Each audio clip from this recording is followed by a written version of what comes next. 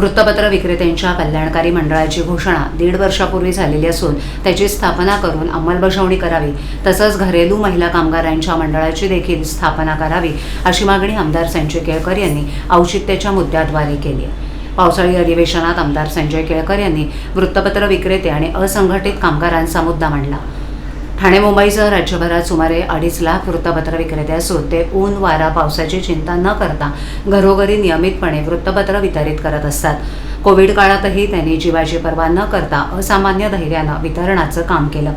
गरीब मध्यमवर्गीय गटातील या विक्रेत्यांना आर्थिक सामाजिक समस्या भेडसावत असल्यानं इतर कर्मचाऱ्यांप्रमाणे त्यांचे देखील भविष्य सुरक्षित होणं गरजेचं आहे। सातत्यानं केलेल्या पाठपुराव्यानंतर वृत्तपत्र विक्रेते कल्याणकारी मंडळाची घोषणा राज्य सरकारनं केली आहे। मात्र 1.5 वर्ष उलटूनही मंडळाची स्थापना झालेली नाही। या मंडळाची तातडीनं स्थापना करून त्याची अंमलबजावणी करावी अशी मागणी केळकर यांनी अधिवेशनात केली।